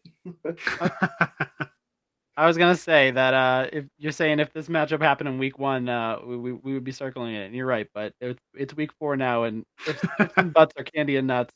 So we know the Steelers are bad, and that's why I put this in the duds because it's the most disappointing team versus like a pretty good team. And I agree with Carl. I think this could reach double-digit points. Give me the Packers all day. Yeah, give me the Packers. I held a funeral for Ben Roethlisberger, and I just said a lot of really mean things about him. I compared him to an old man that drove into a pole. I can't pick him. Packers by 1,000,000. That's the pick. All right, moving into our shitty dud game of the week, Thursday Night Football, or as it's being billed, the battle of the previous former number 1 overall picks, Joe Burrow versus Trevor Lawrence. Who can It's a be long-winded worse? name for a shitty game, honestly. The Bengals are laying a massive number of points, which is 7.5. I actually like the Bengals. I took them last week against the Steelers, but I don't know if I like them this much. As bad as the Jaguars are, Carl, are we going to see the Jaguars finally put something together against the Bengals? Probably not. But I think the spread's pretty spot on to where I have it projected. It's a 7.5 point spread right now while we're recording this podcast. I think the spread should be, honestly, I have it at 6.99. So not much value on either side. 7's that sweet spot. So getting that hook, I'm going to put my pick on the Jags, but with like negative 30% confidence. Jamar, Burrow and Jamar Chase is his last name, correct? Jamar? Is that what you call him, Pat? Yep. I don't know how to say They're his just name. connecting. No, I don't know how to pronounce it either, but they're just connecting on a ton of deep balls, and it's scary for opposing defenses, I would imagine. So the Jaguars have not looked good, and the Bengals have shown that they can be. So I am not confident in this at all. Wouldn't be surprised if I'm alone on this pick, but I'll take the Jaguars with that 7.5 hook. So I'm actually going to use your logic from last week. I think that the home team, this will help the home team on a short week. The Bengals might be getting Trey Waynes back, which means their pass defense will get a little boost. And as we know, the Jaguars don't have much of a rushing attack to begin with, anyways. Joe Burrow has looked very good, as you already pointed out, and even with the 7.5 spread, I will take the Bengals for sure. Short weeks favor the home team. Home teams favor the spread. I mean, you Bengals. Would think that. However, the first 3 weeks, the away team has covered the spread. They have covered the spread. It's a good point. This feels like a trap, a lot like how confident we all were in the Washington football team a few weeks ago against the Giants. Maybe this is the week that Urban Meyer and Trevor Lawrence figure it out. I don't know. What was his quote? Trevor Lawrence isn't used to playing. He's not used to playing on Sundays. So, maybe this Thursday game will be like, hey, normal week. I'm not on a Sunday. And it's not a Saturday, but it's not a Sunday. Bad news for Jags fans. He's not used to playing on Thursdays either. And when your head coach says it feels like we're playing Alabama every week, I mean, come on. On a Thursday, good night. The Jags might do something good by week 57 together in a couple of years, but certainly not in week 4 of this season. It's a big number. I don't love it. I'm probably not going to bet it unless I'm bored out of my mind on Thursday, which I might be. But give me the Bengals minus 7.5. As long as Urban Meyer is coach of the Jags, don't bet on them. He's not a good NFL coach at all. I've needed only 3 weeks for my eyes to see it. I'm not about it. He's bad, just bad. All right. Speaking of bad, the Kansas City Chiefs. But the Kansas City Chiefs are up next. They are traveling to Philadelphia. The Chiefs are laying a full touchdown. It's a 7-point spread. Eagles at home coming off a I mean, I guess a short week for them coming off a tough Monday night loss in Dallas. Total here is 54.5 points because, as we mentioned, the Chiefs cannot play a lick of defense, and it does not look like the Eagles can either. But 7's a big number for a Chiefs team that has not been covering spreads like that. I understand that the Eagles are bad, but are we concerned about how big of a number this is? Yeah, we definitely are. I don't know. I still Carl don't know which way I'm disagrees. leaning at. I don't know which way I'm leaning quite towards yet. Maybe by talking myself into a corner, I will reach a decision at this point. Maybe you'll talk yourself into a corner, reach a decision, listen to me and Pat, and then flip flop your pick. No, You because once I make are due. Nope, We've done it. Nope. Listeners, you can ride with me. As soon my word is written in stone. As soon as I say it, I will stick to it. And actually, you know what? I think that I am going to lean with the Chiefs. This has shootout potential, and usually with the shootouts, I mean, I know it's going to be 7 points, it's going to be tough, but this Eagles team does not look very good enough to be able to cover that. So give me the Chiefs. Yeah, I have it predicted as a double-digit game. I'm not going to do my 2 thumbs up like I did for the Packers, but 7 points, perfect. Take it. Give me that. As it gets higher, like I probably wouldn't take 7.5 because of the hook, even though I do think it could be a double-digit game victory for the Chiefs. They haven't shown that they can cover those spreads yet this season, like Pat mentioned. So let's just take the 7, ride with it there for the pod. It's an easy pick for actually putting money on it. If the line ever changes, it's probably going to be a stay off. Or I probably wouldn't tease it personally because they're away in this game, and it's always scary to tease away teams down, even as teams as good as the Chiefs. But let's just go with Chiefs. Pat?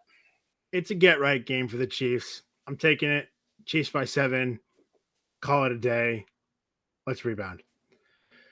All right, the Tennessee Titans are moving on. They're Actually, you know what? Can I change my pick to the Eagles? I'm kidding. You do love the Eagles, so if you would like to flop over there, go ahead. Jalen Hurts for MVP. Absolute MVP. It's all right. I had Jameis Winston on that list as well. 5 touchdowns. Jameis, God, I hate you. All right, the Tennessee Titans are taking on the New York Jets this week, who are the worst team in the NFL in the last 5 years, as I declared earlier on this podcast. Is anybody taking the Jets? No. Nope. Tommy? No. Absolutely not. All right, clean sweep. Titans -8. We're taking that. Moving on. The New York Football Giants are heading to New Orleans, and the Saints get to host their very first actual home game of the season. They're going to be thrilled. Their fans are going to be thrilled. As long as the stadium's still there, the roof caught fire like last week while the Saints were on their way to New England. I mean, I don't know what else could go wrong, but in New Orleans, I'm not, knock on wood. Let's just hope everything goes off without a hitch. I don't love the Saints, but I really hate the Giants. So the Saints favored by 8. That's a big number. We talked about this one a little bit earlier in our best bets, but Carl, run me through it again. How do we feel about the Saints covering this spread? At home, feel really good about it. I think it's another double-digit type game. We talked about the games being really ugly this week. I think this is another one of those that fall in the category. 8 points is a weird number, so if you like it double digits, then take it. If you think it's going to be closer in that touchdown range, then obviously it's kind of a stay off. Even if you think the Saints can win, if you're not really sure about the 8 points, then lay off. But I think they're good here, double digits, so I'll take the Saints. I'll lay in the points. Yeah, I agree. I mean, even if you factor in like the Vegas, like given the 3 points to the home team, I think that this is like an actual added boost because this is their first actual game in New Orleans this season, so that crowd is going to be rocking. The Giants are not a very good team, and I expect that entire offense to run through Alvin Kamara, who's going to have no problem slicing through that defense. So yeah, give me the Saints even with the big spread. I like the test Saquon Barkley against what has been a pretty decent run defense for the Saints. But that's the only thing I like about this game. Unless Jameis just pulls a Jameis and is terrible, I think that's the only shot that the Giants have. So give me the Saints -8. All right, this one's kind of interesting only because the number here, the spread is so low. So we have the try-hard Detroit Lions, who want to win games. They just can't because they're bad. Headed to Chicago to take on the Bears. The Bears are laying 2.5 points. Offense, not expected. Total of 41.5. By far, I believe, the lowest across the league this week. Tommy, we've been talking about potentially seeing Mike Zimmer as the first coach fired here for the Vikings. I disagree with that, but I definitely think Matt Nagy is on the hot seat. Still, I don't know what to make of this game. The Bears should be better than the Lions, right? Are they? But if they lose, maybe Matt Nagy goes. I don't know. What do we think of this game? I don't even want to talk about this much because it's such a bad game, but I don't know what to make of it. It's a weird number. Yeah, I'm in the same boat. It seems like Bears fans and Patriots fans have a lot to complain about when it comes to play calling and game plan and everything. You would think that Nagy he's in a precarious position right now with his job, and you would think that he would just try to do his best to make Justin Fields look good so we can go to ownership and be like, look, I'm building something with this quarterback. I need a couple more years, and then we could really get this thing going. But apparently his game plan is to make Justin Fields look as awful as possible, and he's just trying to get out of town as quickly as he can. With that in mind, I think I'm going to take the Lions for the points, and I'm going to take them. I really don't like the Bears. I like the Bears as a team. Their coaching is abysmal. I agree with your assessment on the coaching. I'm not in love with this game, but I will say that the Lions are the worst team in my rankings. It's not saying much about the Bears either because the Bears are below the Steelers in my rankings, so that puts everything into perspective. The line that Vegas has, it seems like, is a toss-up game with the Bears getting the home field advantage, and I think the Bears are slightly better than they're getting credit for. So under 3 is perfect. I'll take the Bears laying the points. Anything over that, not touching at all. Part of me wants to believe in the Lions. Like, I think they're going to squeak out a win that we don't see coming. They've been teasing us. Maybe this is the week that it happens. You know what? Screw it. I'm taking the points. Give me the Lions. Jared Goff just wants to win. That defense is good, but 2.5. I mean, I don't know. Justin Fields, Matt Nagy, injured Andy Dalton. Jared Goff and Dan Campbell are just going for it this week. So, let's go crazy. Give me the Lions. Give me the points. I don't like that. I'm probably going to lose it, but just betting this game is a lose-lose. So, we've talked about it for too long. Give me the Lions.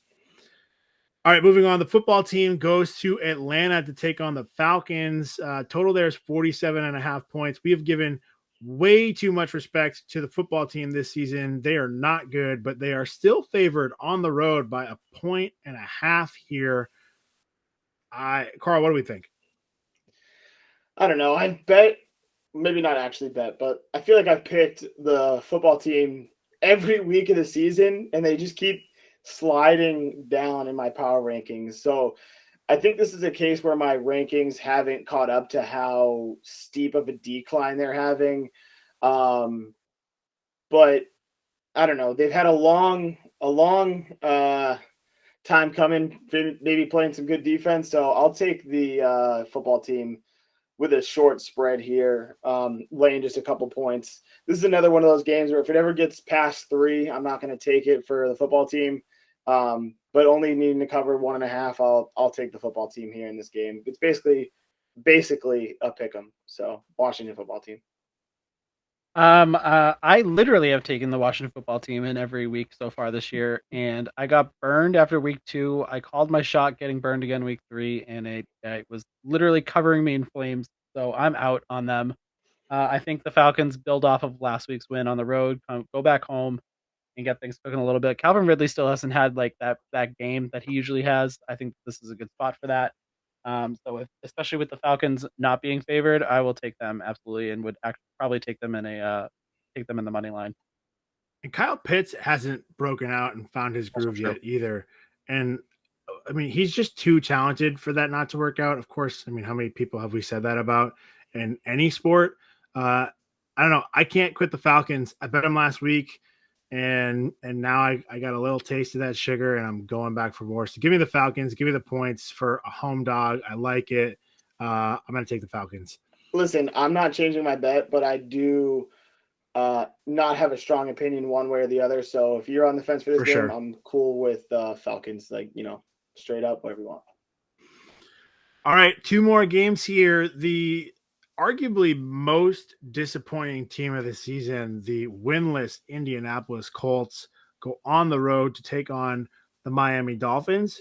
Dolphins are favored by 2. Total here is 43 points. And once again, it looks like Jacoby Brissett is going to be the quarterback for the Dolphins in this game instead of Tua Tagovailoa, who has gone on to injured reserve and might be there for the rest of his life. So, Carl, who do we like? The very bad Dolphins or the winless Colts? I'm going to go with the very bad Dolphins. Again, another spread that I'll take up to 3 points, nothing more. This is a Jacoby Brissett revenge game, right, Tommy? You love that narrative. Taking on the former team and the Colts there. Obviously, he's had a couple former teams now, but I don't think it's too much of a drop-off between Brissett and Tua. I actually think it's probably a slight improvement with the decision-making and the veteran presence, just knowing where to put the ball and when to make plays.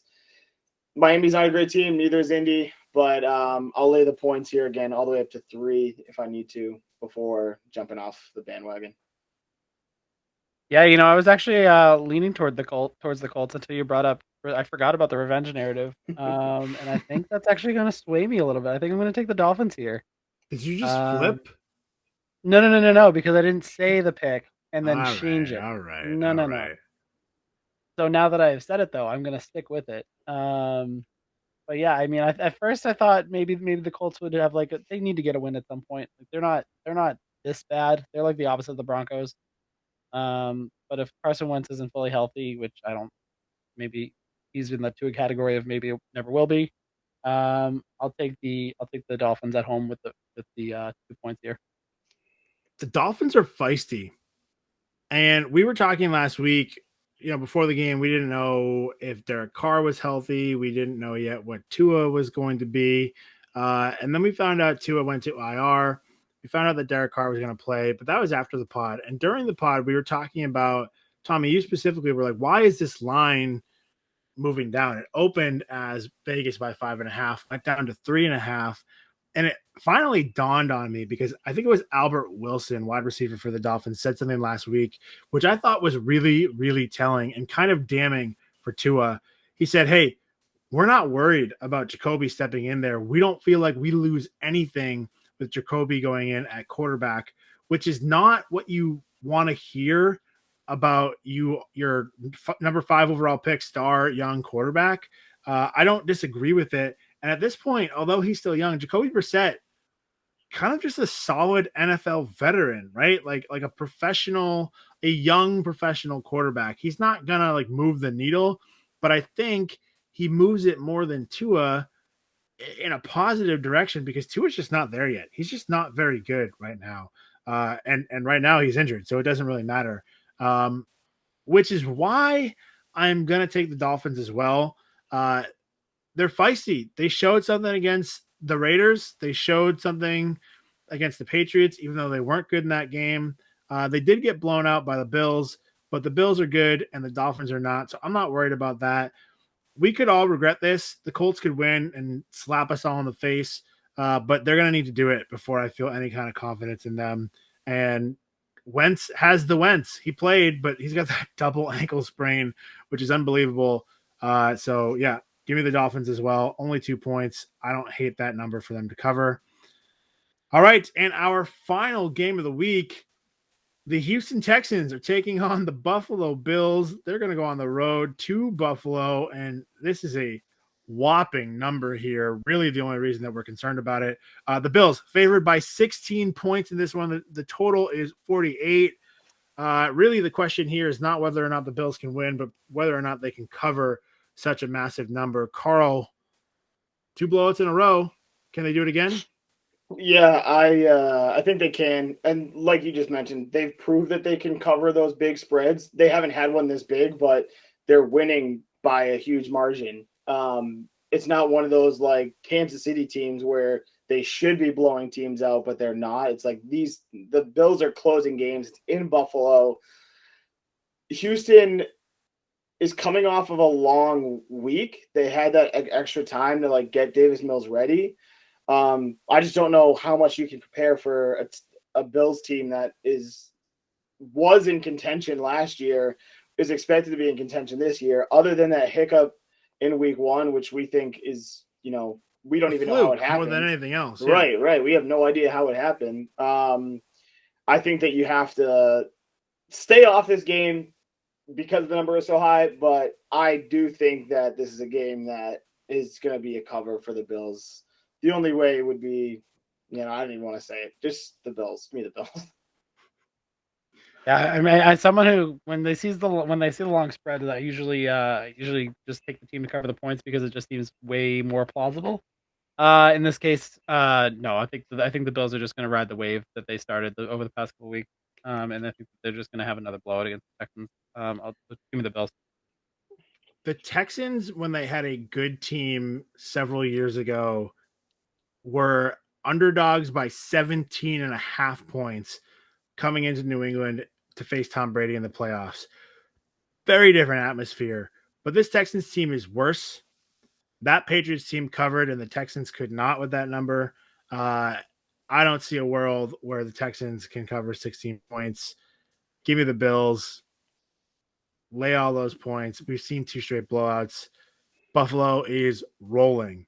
I'm going to take them. I'm with Bills Mafia this week. I'm not going to fight those guys. I'm too old to go through a table. All right, go ahead. Sorry, I was just going to add, if Tyrod was playing, I would think differently, but without, like, he just adds so much, like, of that competitiveness to every team that he's been on, but without that, I think that this is going to be a rollover game. Absolutely. All right, that means we have hit every single game across the NFL schedule, but it is not time to shut off the podcast yet because the best is yet to come.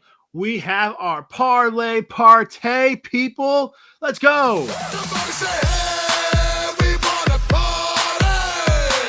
All right, Carl, we are off to a rough start this season. We've given you parlays in each of the first 3 weeks. We also you and I both gave our audience a teaser last week, which means we are 0-5 on our parlays on the season. I know personally we've been betting parlays outside of the podcast that we've all hit a parlay this season. We're not as bad as this record shows. So, Carl, you wanted to point something out here about the hedging as well. Yeah, so here we go. We obviously want to make this fun where we each give a pick towards the parlay, an underdog pick that we can add to it, the parlay, to get like a crazy return. But we've lost only 1 game of our parlay in these money line underdogs every each week. So if you were to bet those 3 underdogs individually for, let's say, a set amount, you'd be positive on those bets. If you wanted to take each one of those individually and then add them to a parlay for a little bit less, that is an option. And Pat's touched on it. We didn't really bring teasers into the mix until last week. And even when we give our teasers, sometimes we'll throw maybe 2, 3, 4 combinations of the teasers into our bets. We all bet differently, but let's say we have the 4 teams that we like for this 4-team teaser, or 3 teams that we like for a 3-team teaser. We might take 2 of them, pair them together, 2 of them, pair them together, put all 3 together, changing the lines up and adding, like Pat likes to do, 7-8 team parlays where a lot of them are pulled from teasers. So some are teasers, some are not. So, with DraftKings, you can get a little bit creative to change those lines up here and there. So there's definitely multiple ways to go about it. We're just giving you a couple options here on the podcast so you have an insight and you can use that knowledge to make your own bets on your own. Right. And if you believe that they're going to win in a parlay, not in theory, there's no reason not to bet them straight up to win that game as well. Or, whether it's against the spread, straight up with an alternate line, however you've put them in a parlay. If you're putting them in a parlay, there's no reason not to bet them. So then, unless every team loses, you're going to come out with at least a little bit of money. You get to hedge that bet. because you're individually betting every game in that parlay. That's how I like to do it. I know that that's not an unpopular way to do it on this podcast as well. So something to consider. But Carl, I think we're just going to jump right in here to our Playing It Safe Parlay of the Week, sponsored by Insert Condom Company here. Carl, I think, do we have a little strip tease again? You naughty, naughty. You teasing me, you naughty, naughty. Yeah. You know what? It's funny. As he pulls his sweatshirt I don't know if this is a common thing. Let me know if it is, but I never wear an undershirt under my hoodie. It's just straight hoodie as if this is the shirt that I'm wearing. So if you're in that boat, let us know. If I'm crazy, you can also let me know. But it got brought up today at work. And I don't wear anything under my hoodies. So is that just me, guys? Do you guys? No, I wear things under my hoodies and I suddenly think I'm on the wrong podcast. Yeah, those are super itchy if you don't have like an undershirt or anything. I could never do that. Okay, well, I guess I'm here alone on Chest Hair Island. Anyway, let's get to the actual tease, not the tease that we're giving you right now, but the tease that we're gonna place on our sportsbook this weekend. My strategy for teasing games, which I learned from listening to multiple different other gambling podcasts, is called Wong Teaser. The short of it is that you want to cross the key numbers of 3 and 4 and 6 and 7, because obviously most games end in that just based on scoring trends. Ideally, you want to take an underdog up from something like 1, 1.5, 2, 2.5 above those numbers. Or if you have a team that is in that like 7, 8, 9, 9.5 range all the way down so you can cross 3. So I guess not 9.5, but up to 9. So my 4 games that I think qualify for this, I'll give you my 3 that I'm definitely going to put in there, and then the 1 extra that is iffy for me just because I don't have 100% confidence in it. I like the Bengals minus 7.5 down to 1.5. That would be minus 1.5 for the 6-point teaser. The Saints minus 8 down to minus 2. The Packers minus 6.5 down to minus 5. Those teams are all home favorites with a higher spread. So if you can get those down to basically just winnable games, that's perfect. The one that I throw in here, which will obviously give you better odds if you want to add it in, but if you're not 100% confident in this, by all means, don't add it. Again, it's going to be one of those things where I might add it to some, I might not add it to others. Just depends on what we're feeling. But the Vikings plus 2.5 up to 8.5, especially at home, is a good option there. It gets you over that 3, 3.5, all the way over your 6 and 7 up to 8.5. So, you know, they could lose that game by a touchdown at home and still cover this part of the teaser. So those are my 4 teams: the Bengals, the Saints, the Packers, and Vikings, that you could mix in here and there and some different options to get those lines where you need them to be to make them a little bit more coverable. And of course, if you're going to do a 4-team 6-point teaser, that will, well, I actually didn't even put in these specific teams, but around plus. It's plus 250. Plus 250, right? 2.5 to 1. So not bad. Not bad odds there, especially when we play. If you only do 3. If you only do 3 with the 6-point, I believe it's the 1.6 times 160 to you bet 100, you win 160. So standard teaser. And obviously you have to have 2 teams. So if you only did 2, I think it's minus 120 at the 6 points. All right. Well, we are looking for a win this week. So I think we're going to keep it right there. Keep it playing safe. And that's our parlay party, because what else do we need at a party besides some money to win? So, boys, once again, we have made our way around the NFL, and we are finishing with a bang here in the party. So let me just be the first to say, enjoy week 4, gamble responsibly, and always remember, take the points.